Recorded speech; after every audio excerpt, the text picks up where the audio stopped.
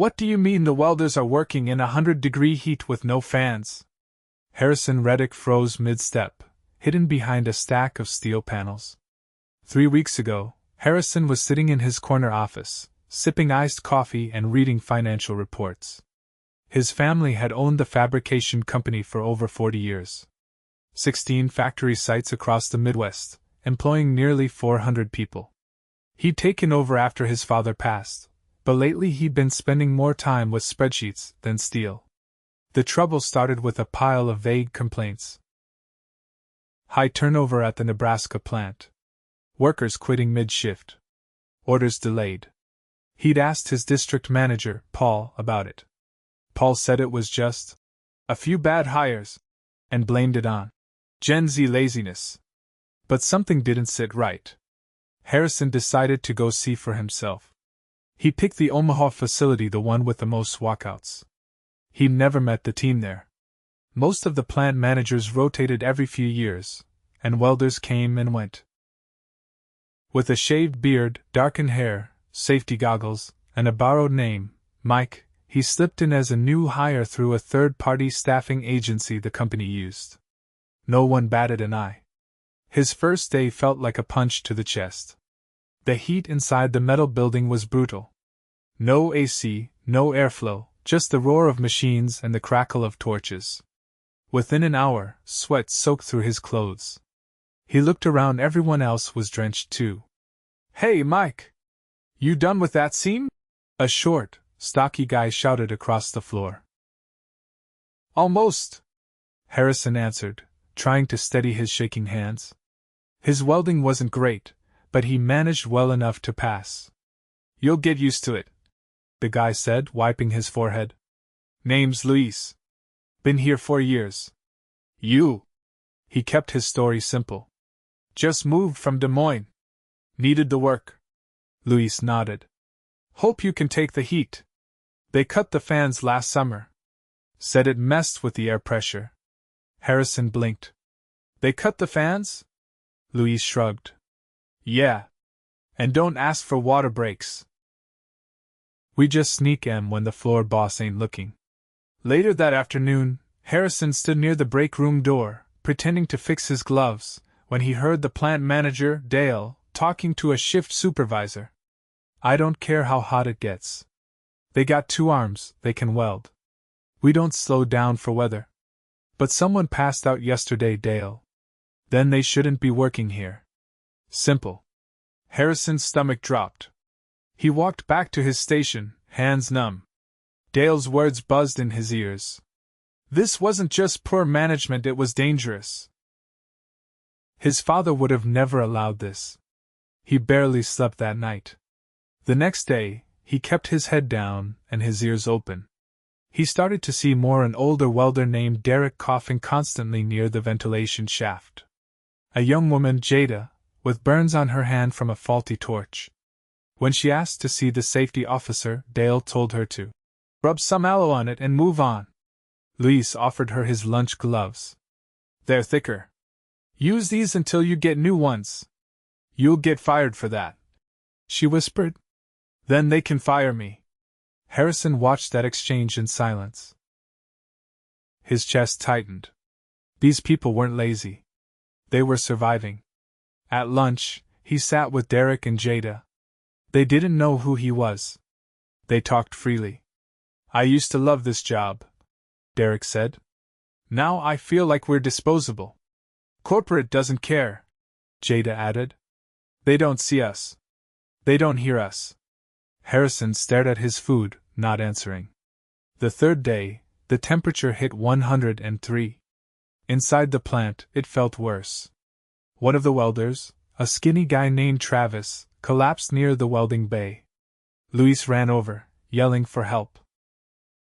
Dale walked out of his office, took one look and said, "Get him water and get him back up." "No," Luis snapped. "He needs an ambulance." "You don't give orders here, Luis." "I do when someone's dying." That moment pushed Harrison over the edge. He turned, walked straight to the break room, pulled off his helmet, and stared into the security camera. Enough. He was done pretending. Harrison stood in the break room, staring into the security camera, his welding helmet tucked under his arm. His shirt clung to his back, soaked through, and his fingers trembled not from heat, but from what he was about to do.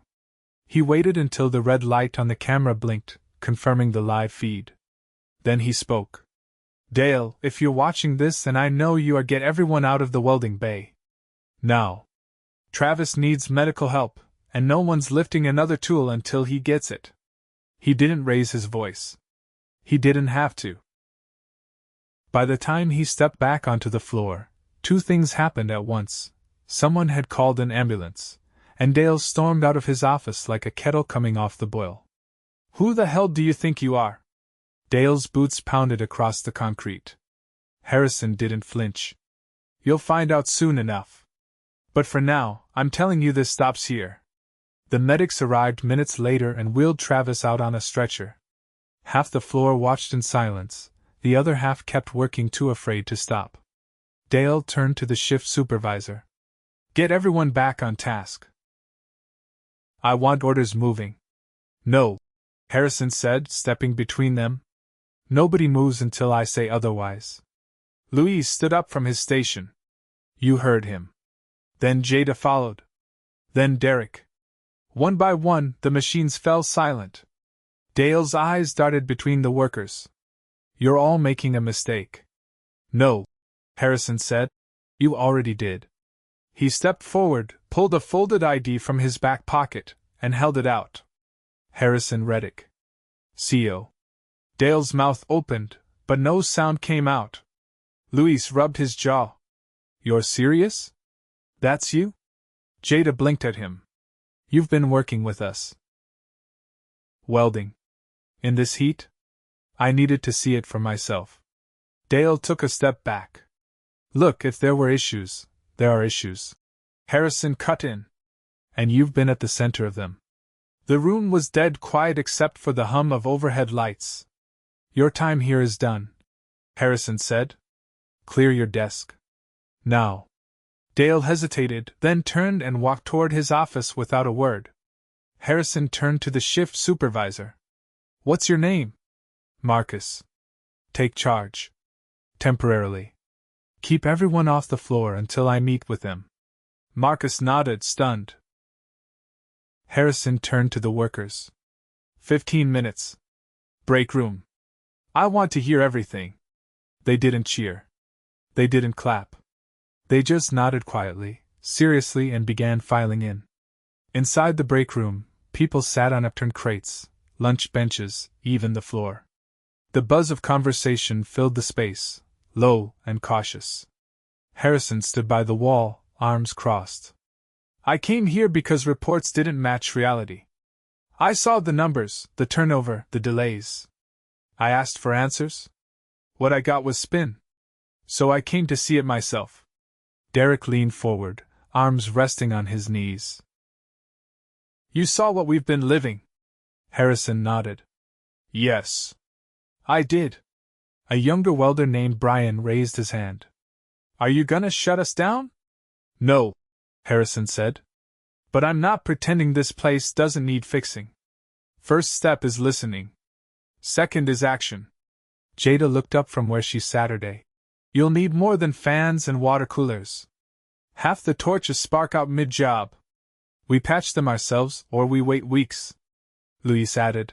"And we're short-staffed. Most shifts run light. If someone calls in sick, we double up or stay late." Marcus, still standing near the door, spoke for the first time. "And when we ask for help, we're told to make it work. No budget.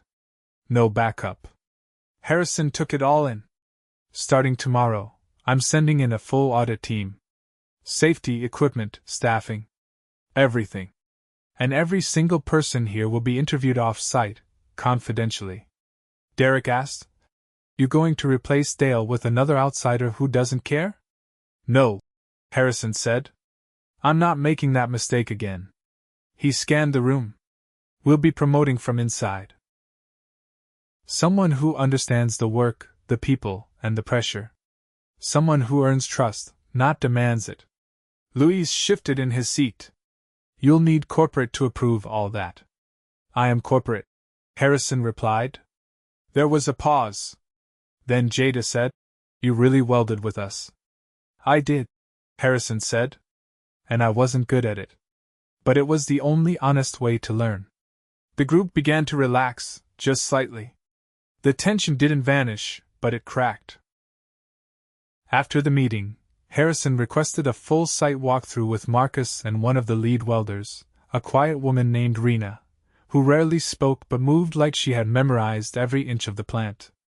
She pointed out the back-loading dock where a structural beam had gone unrepaired for months. We logged it twice. Dale said it was cosmetic. It's not, Harrison said. We'll fix it this week. She nodded, then pointed toward the air compressor cages. That one leaks pressure. Been doing it since February. Makes the torch sputter. I'll have a tech team inspect it. By the time they reached the storage room, Harrison had a notebook full of handwritten issues, missing gear, mislabeled chemicals, a faulty breaker panel, incorrect safety signage in the plasma cutting area. Rena stopped near the back wall. You want to see why people leave? Harrison waited. She lifted a tarp. Behind it were stacks of worn-out gloves, cracked helmets, and a sign that read, Use if desperate. No one ever orders more, she said. We share what's left. Harrison didn't speak. He just looked at the pile, then at her. Rena didn't flinch. We do what we have to. That night, Harrison didn't go back to his hotel. He stayed late, walking the floor alone. The machines were quiet, the lights dimmed. He sat at one of the welding booths, staring at the burn marks on the table, the worn grooves in the chair. He thought about his father, how he used to walk the line every Friday afternoon, shaking hands, knowing people's names. Harrison hadn't done that once in the last 2 years. The next morning, a corporate team arrived. Safety specialists, HR representatives, procurement officers. There were no speeches, no press releases. Just quiet assessments and firm deadlines. By noon, new gear orders were placed. By evening, they had portable coolers delivered and installed. The medics confirmed Travis would recover fully. His family was contacted, and Harrison covered all medical costs personally.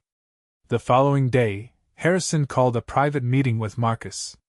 You've kept this place running under impossible conditions, Harrison said. I want you to take the interim plant manager role. Marcus blinked.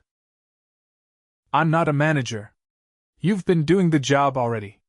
And you've earned the respect. I saw it. Marcus hesitated. Only if I can do it my way. Your way is exactly what this place needs.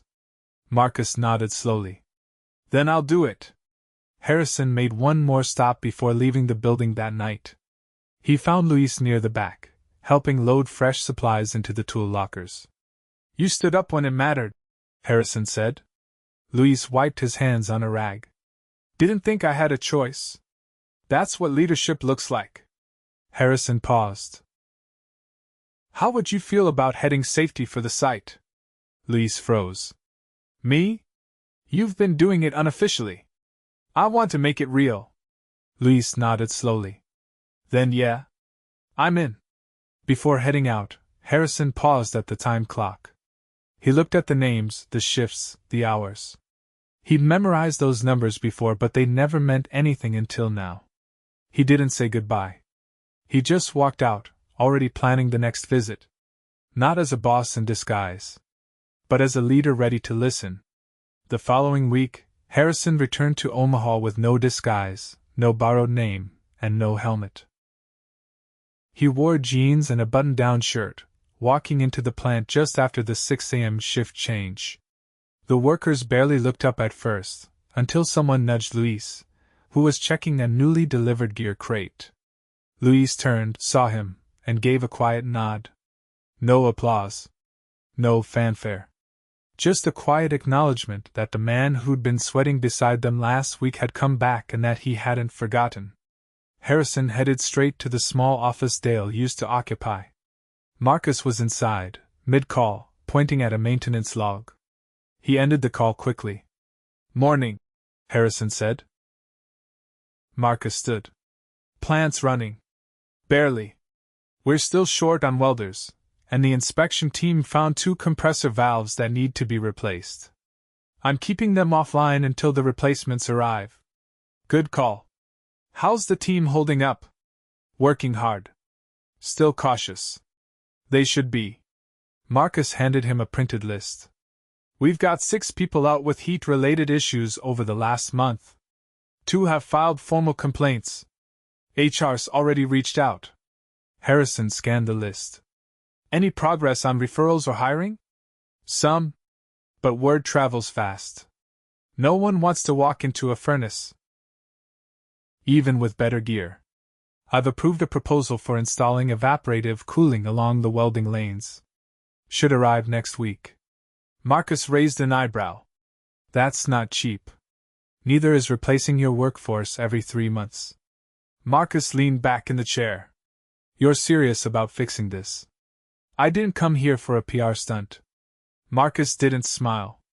Good. Because a few guys still think you're here for show. That's fine. They'll believe it when they see it. As Harrison left the office, he noticed the breakroom door ajar.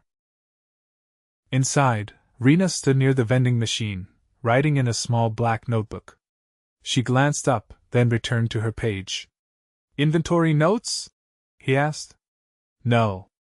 Temperature readings. Hour by hour. Louise gave me a sensor. Harrison walked in. How bad?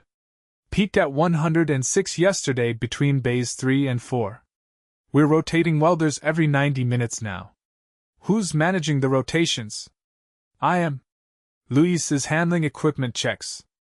Derek's out on medical leave, so we're short 1 spotter. I'll bring that up with staffing. Rena closed her notebook. You should know some of the junior welders are talking about walking. Why?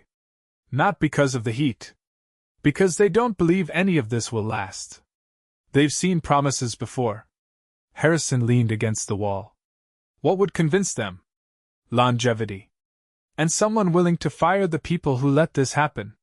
He didn't respond right away. Instead, he walked back to the floor and found the shift roster tacked next to the time clock. One name stood out, Ken Harlow, maintenance lead. Harrison had noticed him during his undercover shift. Always near the back, rarely speaking, but always watching. He hadn't done anything egregious, but he hadn't lifted a hand to help either. And now, Louise had flagged him in a report refusing to replace worn cables, brushing off safety concerns, and skipping scheduled checks. He walked to the rear maintenance cage and found Ken sipping from a thermos, feet up on a stacked crate. You're Ken? Harrison asked. Yeah. Who's asking? Harrison Reddick. I own this company. Ken lowered the thermos slowly. Didn't realize we were getting inspected again. This isn't an inspection. It's a conversation. Ken stood, brushing dust from his jeans. All right. What's the issue? You skipped 3 safety checks last week. An air hose blew out in Bay 2 yesterday. I'm not the only one behind. We're short-staffed. That's not the point. You didn't report it. You didn't try to fix it. You told your tech to ignore it. Ken crossed his arms. You think I've got time to babysit 20-year-old welders who don't know how to tighten a fitting? No. I think your job is to prevent equipment failure before someone gets hurt. Ken scoffed. Everyone's acting like this place was a dream before you showed up. This place nearly killed someone last week. If you can't take that seriously, you don't belong here. Ken's eyes narrowed. You firing me? You're not the kind of leader this plant needs. Ken didn't argue. He walked past Harrison without a word, leaving his thermos behind. By noon, word of the firing had spread. Harrison didn't address it publicly, he didn't need to. The message was clear, negligence wouldn't be tolerated. Later that afternoon, Harrison met with the Regional Operations Director, Susan Tran, who had flown in after reviewing the audit reports. Your numbers were right, she said, pulling up a digital dashboard. This site's been bleeding money for over a year. Rework, delays, injury claims. It's a miracle you didn't get sued. I know, Harrison said. We're turning it around. Long term? That's why I brought you here. Susan frowned. You're asking me to oversee just this site? No. I want you to redesign regional oversight. New reporting structure. Direct to executive line. No more buried complaints. Will I have authority to suspend or remove plant managers? You'll have more than that. You'll have hiring control for all mid-level roles across the region. Susan sat back. That's a full teardown. It needs one. She closed her laptop. Then I'll start tonight. While Susan began pulling records, Harrison walked the floor again. This time, he didn't observe from the shadows. He stood near the welding lanes, watching Rena adjust a torch fitting for a trainee. Luis was reviewing inspection tags on new helmets. Marcus stood by the compressor cage, checking pressure dials himself. He didn't interrupt. He just watched. A young welder named Troy approached quietly. Hey! Can I ask something? Of course. You really going to stay involved with this site? Or is this just a one-time thing? I'll be back in 3 weeks. And again after that. You'll see me more than you probably want to. Troy nodded. Okay. We've seen people promise stuff before. Then I'll earn it. The next morning, Harrison met with the HR partner assigned to Omaha. A quiet, detail-oriented woman named Clara who had already spoken to every single worker at the plant. I've heard a lot, she said.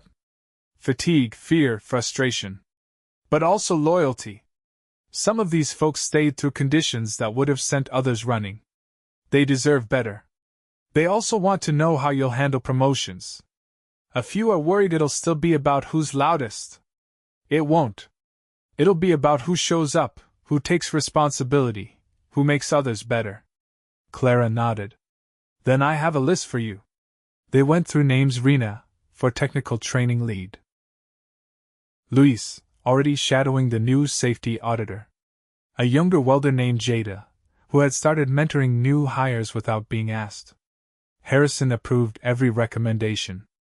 By the end of the day, Harrison had signed off on overhauling the tool procurement process, expanding the breakroom space into the adjacent unused office, and adding 2 new hires to the maintenance crew under a new supervisor.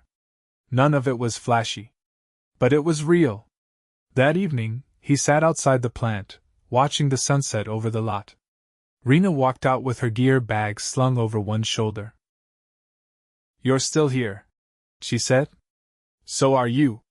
I'm waiting for it to fall apart again. It won't. Not if I do my job right. She adjusted her strap. Then I'll hold you to that. I hope you do. She nodded once, then walked away. Harrison stayed until the sky went dark, thinking not about what had gone wrong but how it would never happen again. Not on his watch. By the time Harrison returned to Omaha 3 weeks later, the temperature had dropped, but the heat wasn't what he was watching anymore. He parked in the far end of the gravel lot, stepped out, and took a slow look at the building. The same corrugated metal shell, the same faded company logo above the entry door, but inside, everything was different. He walked past the front desk, now staffed consistently with a new hire named Elise, who greeted him without hesitation. Morning, Mr. Reddick. Marcus is expecting you in the conference room. Thank you, Elise. She nodded once, then returned to her screen focused steady. Harrison passed through the hallway, pausing only when he reached the framed safety board. It had once been a neglected formality. Now it was packed with real-time updates, scheduled audits, open tickets, even a feedback box below it with half a dozen slips already inside. Marcus was already at the table, running through a checklist, flanked by Susan and Clara. The whiteboard behind them was filled with project timelines, not slogans. We've got the first cooling units installed across bays 3 through 6, Marcus said without looking up. The rest will be in by next Friday. Gear orders are arriving on schedule. Still waiting on the new welding tables, but that's on the supplier. Susan tapped a folder. More importantly, injuries have dropped. No heat-related cases since the changeover. Productivity still recovering, but we're not bleeding hours like before. Clara slid a different file across the table. And incident reports are being filed consistently. People are actually using the process, not just pushing through problems like they used to. Harrison opened the folder. Each report had clear documentation, follow-ups, and in several cases, photos. Not one had been dismissed or left unresolved. Good. And staffing? Marcus nodded. We've added 5. All from referrals inside the plant. We're still short on nights, but we're rotating shifts so no one's stuck too long in one slot. Susan closed her laptop. We'll need to evaluate pay scales next. People are noticing the change, but if we don't align compensation with expectations, we'll lose traction. Harrison already had a plan for that. I've submitted a proposal to adjust base wages across all facilities in the region. It goes to the board this week. Marcus let out a breath. That'll land well. People talk between plants. I want them to. Harrison said. Let them know we're not just changing here, we're rebuilding the company from the ground up. Clara stood up, gathering her binder. I've got exit interviews with 2 temp welders who declined extension offers. I'll let you know if there's anything useful. Appreciate it. Once she stepped out, Harrison turned to Marcus. How's Jada doing? Strong. She's picked up the training role fast. She doesn't cut corners, and the people she mentors stay longer. She's got a way of keeping things sharp without being cold. Think she's ready for a full-time coordinator position? Marcus didn't hesitate.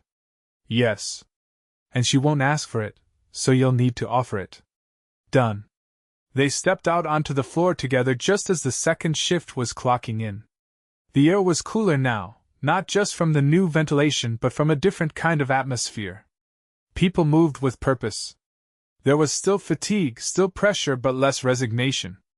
It was no longer survival. It was work. Harrison spotted Rena near the far end, adjusting a new torch rig for a tall young man in a beginner's vest. She was speaking quietly, demonstrating with her hands instead of just telling him what to do. Have a second? Harrison asked when she finished.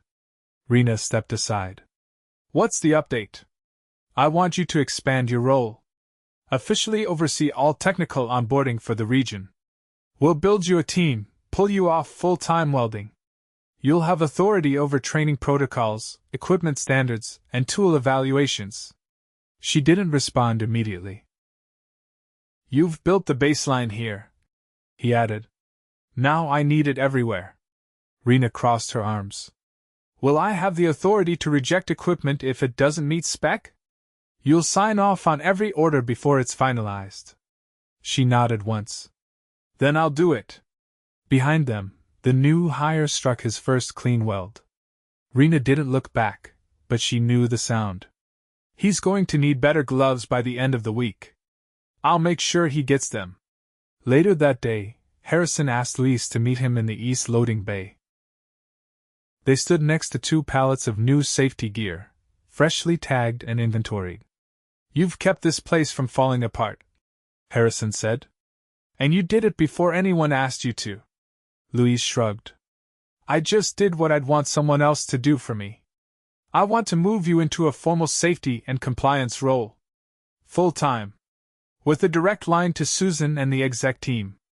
You'd oversee not just this plant, but travel between sites. Luis looked surprised. You're serious? I am. But I won't sugarcoat it. You'll be dealing with resistance. Some sites are worse off than this one was. I can handle that. As long as I don't have to do it alone. You won't. Luis nodded. Then yeah. Let's do it. As they shook hands, Rena passed by, catching only the end of the exchange. She gave a brief nod to both men and kept walking. No words. No questions. Just mutual recognition. By week's end, the last of the temporary contracts had been replaced with permanent offers. Those who had earned their place were brought on full-time, with clear expectations and structured support. Harrison personally signed each letter. But there was one last meeting he had to take a final review with the board. Back at headquarters, he stood at the long polished table, facing a dozen directors. Most of them had never set foot inside the Omaha plant. Some still hadn't. "Why did you personally go undercover?" one of them asked. "There were other ways to investigate. I'd been reading filtered reports for 2 years. I needed to see what wasn't being said." Another director leaned forward. "And you believe this level of intervention is necessary across every site?" "I don't believe it. I know it." One of the more skeptical board members folded her hands. "You fired a facility manager without prior HR consultation. He endangered lives. That's not a gray area." There were no objections after that.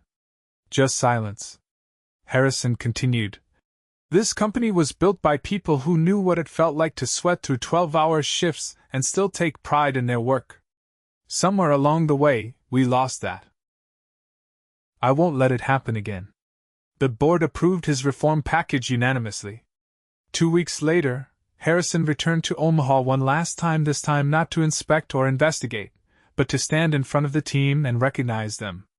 They gathered in the break room, now expanded with new seating, working ventilation, and a proper water station. He didn't bring cameras. Just a stack of envelopes and a short list of names. "Jada," he said, handing her the first envelope. "Training coordinator, full-time. Benefits and leadership track included." She blinked, then took the envelope with both hands. "Thank you, Luis. Regional safety and compliance. You start shadowing next week." Rena received hers next. Technical director, Midwest region. The others clapped quietly, respectfully. Then Harrison turned to the rest of the team. "This place didn't change because of a memo. It changed because people here refused to stay silent. You spoke up. You took risks. You looked out for each other when no one else did. That's what built this company. And that's what it'll take to rebuild it." There were no speeches after that. No banners, no cake. Just a return to work with better tools, safer conditions, and a leadership team that earned its place the hard way. As Harrison walked back through the welding lanes, someone had written a quote on the wall near the time clock. It wasn't official. No one claimed it. It read, "Respect doesn't come from your title. It comes from what you're willing to stand in the heat for." He didn't need to ask who wrote it. He just nodded once, then walked out the door, knowing the people inside no longer needed a hidden boss to protect them. They had each other. And that was more than enough.